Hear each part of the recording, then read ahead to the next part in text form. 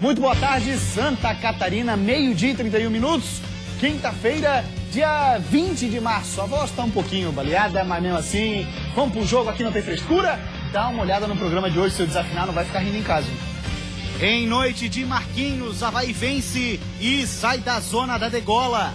Eu nunca falei que eu sou maior que o Avaí, nem quero ser e nunca vou ser. Atleticanos escrevem mais um capítulo do rebaixamento. Vamos lutar até o final, nós temos que acreditar.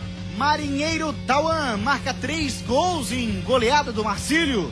A gente orientou no intervalo para ter todos os cuidados. Juventus entra novamente no temido Z2. Pênalti e uma expulsão, fica inviável você tentar qualquer coisa, né? Chape mostra poder de reação e vence de virada. Jogo bem difícil aqui pelas condições. Brusque perde a liderança do hexagonal dentro de casa. Tivemos 3 chances de matar o jogo. Criciúma poupa titulares e estreia com derrota na Copa do Brasil. Estou pagando o preço, né, de assumir um grupo. E claro, tem também as últimas informações do Figueira, do Jeque e do metrô Bala do Vale.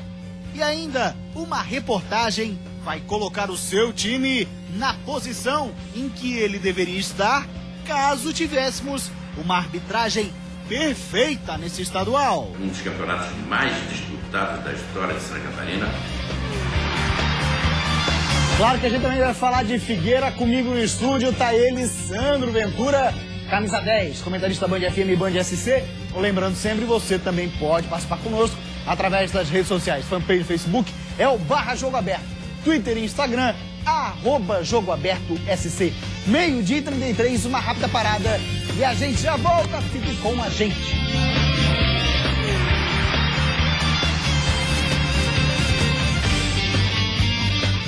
Meio-dia e 35 minutos, muito obrigado Santa Catarina pela sua audiência. E a gente começa o programa de hoje destacando o hexagonal do Campeonato Catarinense. Aqui tem espaço para todo mundo, dá uma olhadinha aí na rodada. Nessa quinta do hexagonal, fechando essa primeira fase ou turno, como queira, do hexagonal. O Avaí venceu o Atlético de Ibirama 2-0. O Marcílio Dias 6-1 para cima do Juventus, hein? A equipe do Brusque recebeu a Chapecoense e perdeu de virada 2-1. Já vou colocar ele dentro do contexto do programa. Parceiro Sandro Ventura, meu irmão. Boa tarde, beleza? Beleza, meu irmão.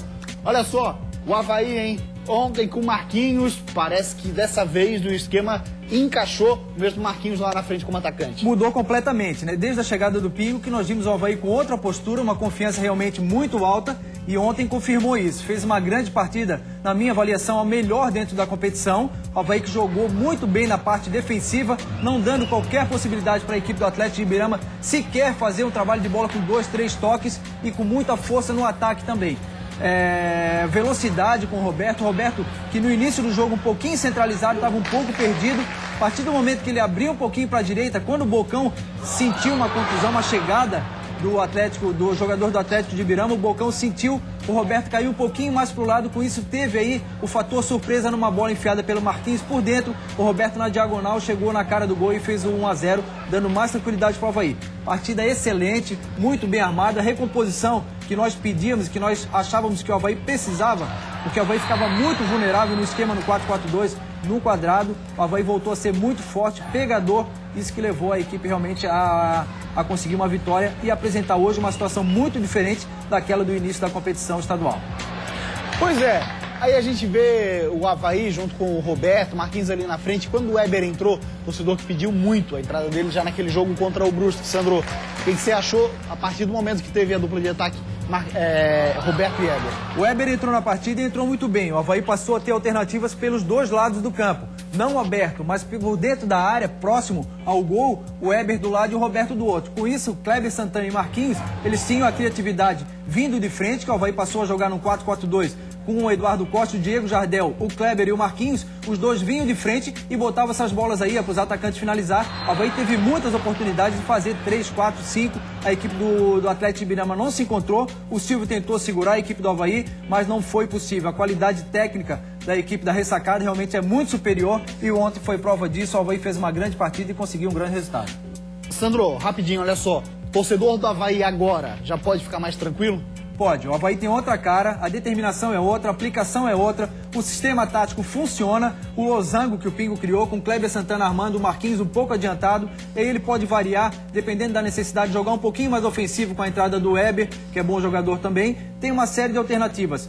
Tem que recuperar a situação do Bocão, sentiu ontem uma chegada do lateral do Atlético, eu não lembro se foi o Capa na hora que estava no lance, mas deu uma chegada, o Bocão sentiu. Eduardo Neto também foi bem, setor defensivo não errou, foi bem também, o meio campo, o Avaí fez uma partida muito tranquila, muito coesa durante 90 minutos e com isso dá uma confiança maior aos torcedores. Aí o torcedor também pensa assim, né, Sandro? Mas foi contra o Atlético de Ibirama, mas a verdade é que nem contra o Atlético de Ibirama o Avaí estava jogando bem, então é sinal que de fato há uma evolução no time do Avaí. É verdade, o que foi aplicado pelo Avaí, no meu entender, ele cabe para qualquer adversário. Aquela determinação na marcação, na saída de bola principalmente, não deixando a equipe adversária progredir, isso é determinante para qualquer tipo de jogo contra qualquer adversário. Dessa forma o Avaí fica forte, porque aí o Avaí passa a ter a posse de bola, não se torna vulnerável e com a posse de bola realmente aparece a qualidade de jogadores que tem trabalhando e o Avaí criou várias oportunidades. O que é interessante, a determinação, a aplicação e a postura do Avaí é completamente diferente daquilo que nós acompanhamos durante o início da competição. Então, está no caminho certo. E a Chapecoense, pressão enorme lá da imprensa do Oeste,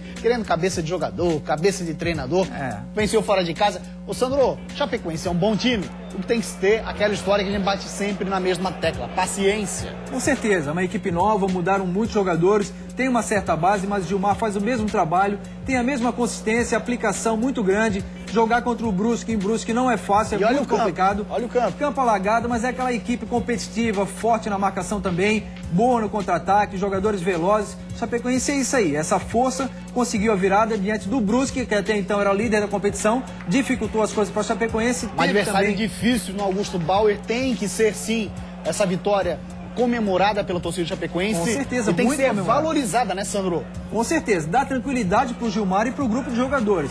Questionamento não cabe para essa equipe que fez uma excelente Série B ano passado.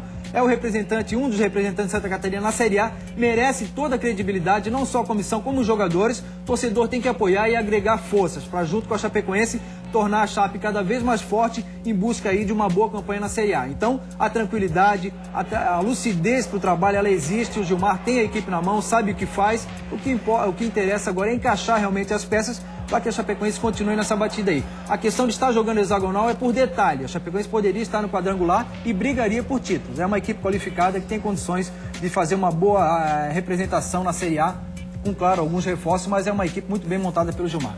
Olha só, rapaziada, depois do intervalo, a gente já vai daqui a pouquinho para ele, vai ter uma matéria espetacular, muito bem feita pela nossa equipe de reportagem, que traz o tal do se para dentro do futebol. E se a arbitragem de Santa Catarina tivesse sido perfeita? Como é que será que estaria o seu time? Daqui a pouco nos detalhes, tem essa matéria e muito mais, olha aí.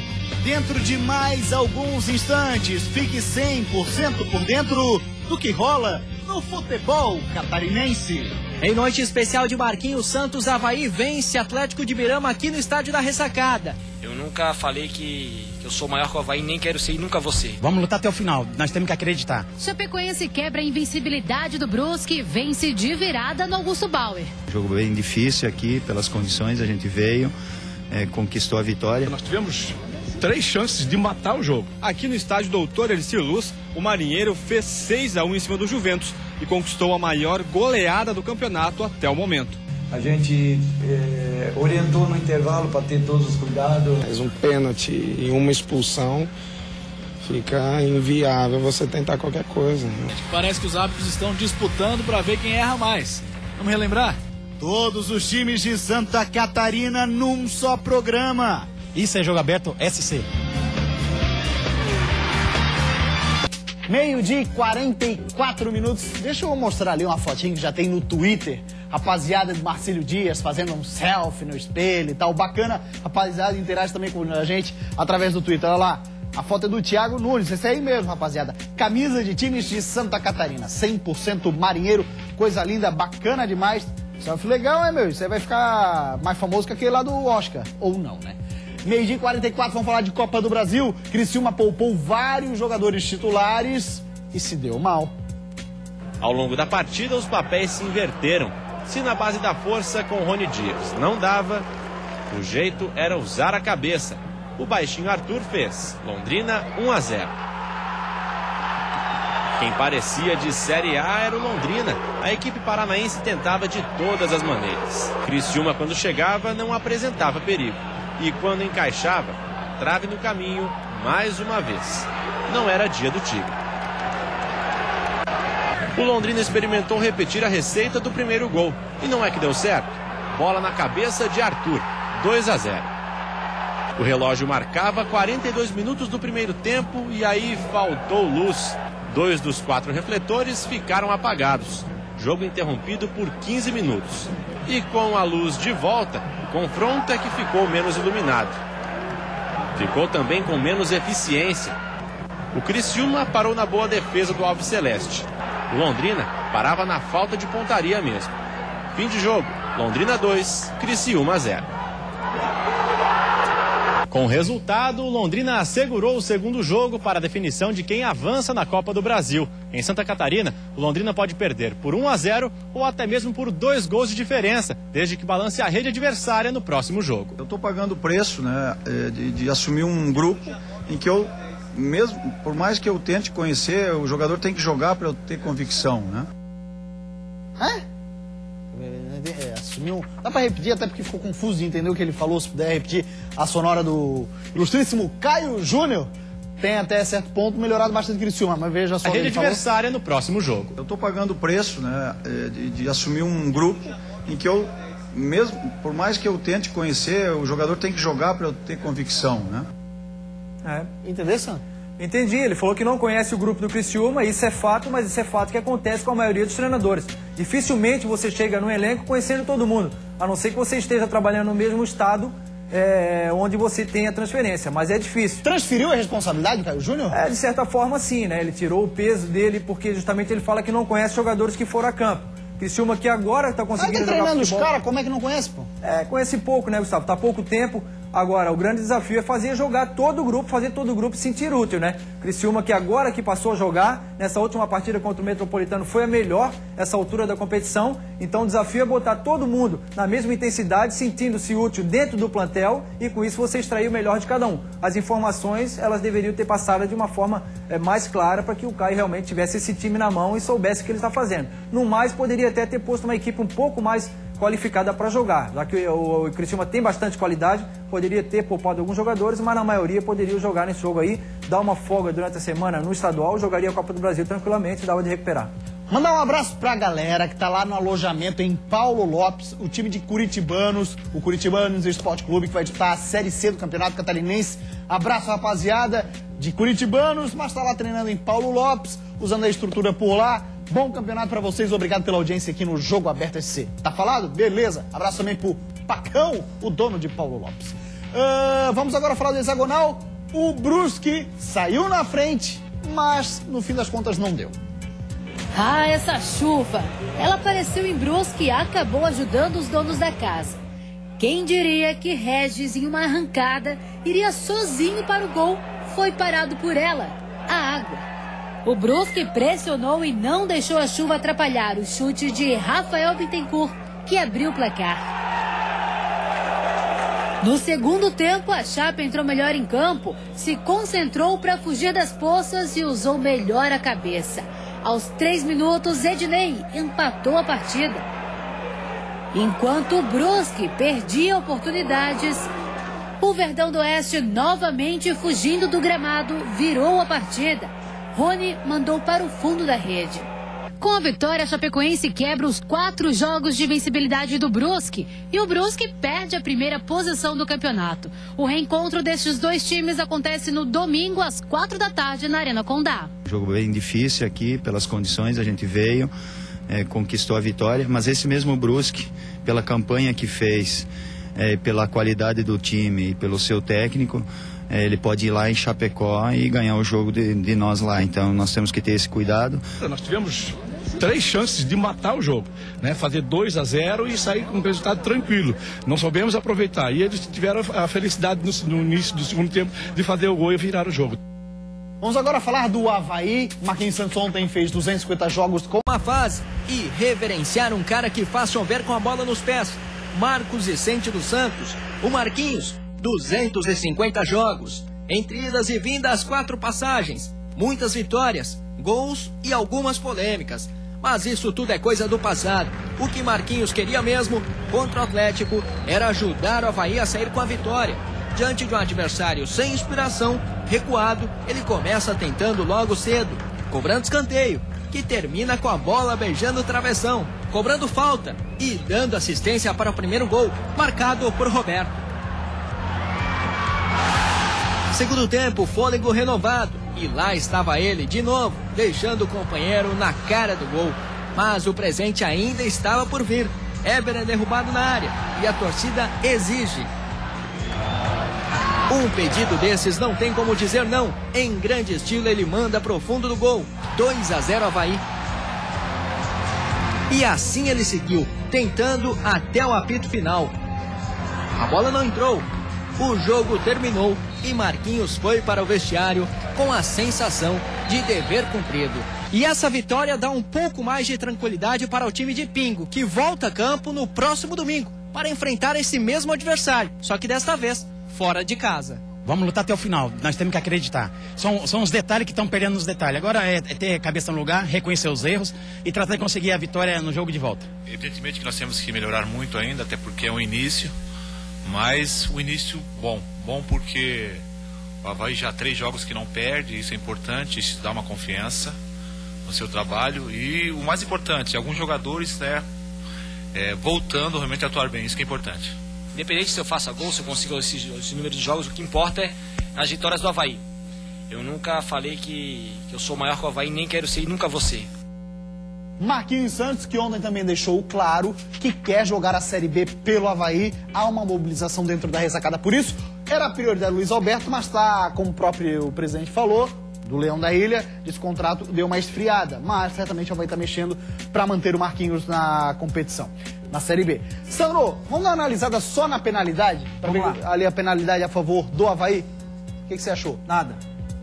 Volta ali. Tá lá, vai menino levando a bola, era o Éber na jogada. Nada. Se houve toque do zagueiro do Ibirama, número 3, foi na bola. Na minha opinião, não houve toque, o Éber chegou na bola. Na hora, não podemos opinar, porque a gente estava sem o recurso do replay no monitor ali. Até porque esses jogos não tem transmissão de TV, né? E deu um raio, acabou com a internet, acabou com qualquer tipo de possibilidade. Ali eu acho que o Éber chegou junto na bola, mas não houve o toque nele. Independente do pênalti, pode ter ocorrido um erro. Se foi o erro do Braulio, realmente o contato ali pode ter acontecido. Se foi um erro, foi o único da partida. Fez uma excelente arbitragem. Em relação a esse lance aí, na minha opinião, nada. O zagueiro tirou a bola e já saía para o jogo quando o Braulio apitou. Mas o Avaí não dependeu desse pênalti para conseguir a vitória. Foi muito superior. Jogou muita bola. Poderia ter feito 3, 4 sem qualquer problema. Não foi o pênalti que definiu o resultado. E o Barcílio do atacante Tawandowski, também de Chuvenko, venceu, hein? Venceu bem demais a Juve. O Juventus começou jogando melhor e criou algumas oportunidades. Mas quem abriu o placar foi o marinheiro. O camisa 11, Anderson Lopes, foi quem fez 1-0. Na sequência, Sandro Miller deixou tudo igual. Para tentar evitar o segundo gol marcilista, Sandro Miller colocou a mão na bola. Ele foi expulso e o juiz marcou o pênalti. Schwenk, que voltou de lesão, foi quem cobrou e fez 2-1. No segundo tempo, com um jogador a menos, o Juventus encontrou dificuldades para enfrentar o marinheiro. O terceiro gol da equipe da casa saiu com o Anderson Lopes, que no rebote chutou por baixo do goleiro. Em seguida, Tauan entrou na partida e marcou o 4º gol marcilista. E não demorou muito para sair o 5º, também de Tauan. Mas a festa do marinheiro não acabou por aí. Tauan apareceu de novo e marcou o 3º dele na partida. Na sequência, Paulinho cometeu falta dura e foi expulso. Final de jogo, Marcílio dia 6, Juventus 1. Depois do pênalti, da expulsão, a gente orientou no intervalo para ter todos os cuidados, não é por ter um homem a mais. Às vezes tu perde um jogo assim, já aconteceu comigo por displicência, não executar as funções como deveria ser. É isso que interessa agora, um jogo, meu ver, atípico, né, onde foi decisivo a penalidade, que eu fiquei na dúvida, mas enfim, o Edmundo falou que realmente ele pegou a bola com a mão, Não sei se optaria ali por dar o gol, né? Logo, mais um pênalti e uma expulsão, fica inviável você tentar qualquer coisa, né? Junto com o Jocely dos Santos, o Guilherme Macugli é um dos destaques como treinador nesse campeonato estadual, assim como o Pingo, que agora já está decolando uma carreira bem superior, né? Vamos falar agora do Figueirense. Informações de Kalinka Schutel. E lá vem o lado positivo e negativo de uma semana de treinos pela frente. Ruim porque ficar remoendo a derrota para o Joinville não é legal. Bom porque nada como uma semana cheia para focar em trabalho e voltar diferente a campo no sábado. O professor comentou com a gente que a gente teve a semana cheia, nós nunca perdemos e só empatamos umas e ganhamos os demais jogos. O Furacão já enfrentou 2 vezes o Metropolitano neste estadual. Venceu a primeira por 3-2 e empatou por 1-1 no quadrangular. Para o Meia, esta é hora de controlar a pressão e focar na vitória, que é importante para o grupo que pensa em classificação. Nós vamos ter que manter a calma, porque nossa equipe joga dentro do Scarpelli, com a nossa torcida, nós nos tornamos um time muito forte. E eu tenho certeza que se a gente entrar com calma ali, a bola vai entrar e nós vamos sair com a vitória. E agora falta pouco. O grupo já está concentrado e contando as horas para fazer um jogo diferente. Agora vamos falar do adversário do Figueira, o Metrô Bala do Vale. O zagueiro Júnior Fel, ausente nos últimos jogos no Metropolitano, voltou aos treinos nesta quarta-feira, trazendo esperança ao técnico Abel Ribeiro. Já o atacante Maurinho, em processo de transição, vem treinando em separado e ainda é dúvida para o jogo de sábado. O que se sabe é que Negreiros está praticamente fora. O time de Blumenau treina esta tarde, amanhã de manhã, e depois do almoço inicia a viagem para Florianópolis. Difícil entre Figueira e Metrô, mas vai ter uma marca importante, hein, Sandro? O Vinícius está completando 7 meses de administração de comando do Figueirense. O Figueirense que vive um novo momento, navega hoje em mares mais calmos. Antes da chegada do Vinícius Eutrópio, a turbulência era muito grande, torcedores insatisfeitos. E hoje, mesmo com a derrota que aconteceu contra o Joinville, os torcedores aplaudiram a equipe porque vem realmente reconhece um novo momento em virtude do trabalho aplicado pelo treinador, o comandante, que tem que se dar esse crédito, esse mérito sim, porque a situação mudou muito. O Figueirense vivia uma situação muito conturbada e com a chegada do Vinícius, o acesso e agora a boa campanha no estadual fazem com que o Figueirense hoje viva um momento tranquilo, embora precise da vitória no próximo jogo de qualquer forma, no próximo jogo. É isso aí, grande abraço pro Vinícius Eutrópio, excelente profissional, com certeza, como disse o Sandro, posto panos quentes no Figueira e tá fazendo um excelente trabalho. Parabéns, Vinícius, grande sujeito. Vamos agora falar, e se o Si jogasse no Campeonato Catarinense, se nós tivéssemos uma arbitragem perfeita, então como é que seria? Assim, ó. O futebol de Santa Catarina cada vez mais forte. Em 2014, confirmando essa força, como diz o próprio presidente da federação. Nós temos 3 clubes na Série A, 2 clubes na Série B e 2 clubes, no mínimo 2 clubes na Série D. Tá certo, presidente. Nada mais natural, então, que a arbitragem acompanhar essa evolução, certo? Ótimo. Não é o que vem acontecendo, não. Um dos campeonatos mais disputados da história de Santa Catarina. Acontece, presidente, que parece que os árbitros estão disputando para ver quem erra mais. Vamos relembrar? Primeira rodada, Joinville e Criciúma, na Arena Joinville. O Jack jogava mais e vencia por 1-0 até os 40 do segundo tempo, quando o Ronaldo Alves empatou. Mas o atacante estava impedido e a assistente Neuza Neisbach não viu. Sem contar o gol de Viana, em que o juiz Heber Roberto Lopes viu o toque de mão que não existiu. Participação direta da arbitragem no empate, no que deveria ser vitória do Jack. Coloca menos 3 pontos pro Tigre aí no nosso simulador. Terceira rodada. O Criciúma venceu o Brusque em casa com esse pênaltizinho Mandrake, marcado por Jefferson Schmidt. O resultado provável, portanto, seria um empate. Menos 2 pontos no simulador. Sexta rodada. Clássico sempre é jogo complicado, mas o Paulo Henrique de Godoy Bezerra se complicou demais. Não viu várias situações e do lado do Figueirense expulsou o Dudu, que não tinha nada a ver com a briga que aconteceu. Pode pegar qualquer filmagem do estádio todo, vocês vão ver, eu não tava nem na confusão. No nosso simulador, sem os erros de arbitragem, o Tigre ficaria fora da disputa, dando lugar ao Marreco, o Bruscão. E as lambanças continuaram na fase seguinte, viu? Logo na primeira rodada do quadrangular. Figueirense e Criciúma. Pela primeira vez, um erro contra o Tigre. O Figueira vencia por 2-0 e o Criciúma iria diminuir com esse gol. Mas o Rodrigo D'Alonso deu falta. A pergunta é, que falta é essa, Rodrigo? Segunda rodada. O Ezequiel do Tigre caiu na área do Jack. Célio Amorim viu pênalti. É mole. Ainda bem que o adicional corrigiu e o Celinho voltou atrás. Aí teve um erro que virou acerto. Lucas subiu para cabecear sem fazer falta e Gustavo completou, mas estava impedido. O impedimento não foi marcado, mas a falta que não existiu foi. Gol anulado meio na sorte. Mesmo assim, o técnico do Tigre se sentiu no direito de reclamar, viu? Se ele soubesse o erro crasso que viria na terceira rodada, todo mundo viu. Todo mundo mesmo. Menos o auxiliar Carlos Beckenbrock e o restante da arbitragem. Não. 3 jogadores impedidos do lado do Criciúma e o gol não foi anulado. Participação direta da arbitragem na vitória por 1-0 em cima do Metrô. Quarta rodada, Célio Amorim se complica de novo. Expulsou 2 do Figueira e 1 do Jack no primeiro tempo. No segundo tempo, quis compensar na primeira oportunidade e deu o segundo amarelo pro Igor por causa dessa falta. E convenhamos, nem para cartão era. Que o futebol catarinense está cada vez mais forte, ninguém tem dúvida. Mas com uma arbitragem assim, parece que não vai chegar tão longe quanto gostaria, viu? Não tem sido fácil para os times, hein, Sandro? É difícil, muitos erros de arbitragem, infelizmente as coisas acontecem, eu não quero acreditar que sejam propositais, mas tem ocorrido realmente grandes erros que têm definido a situação da tabela, mas vamos torcer para que daqui para frente as coisas melhorem e não volte a acontecer. Valeu, parceiro Sandro Ventura, um grande abraço, Jogo Aberto SC de hoje fica por aqui, a gente volta amanhã, 12:30. Tchau, até lá!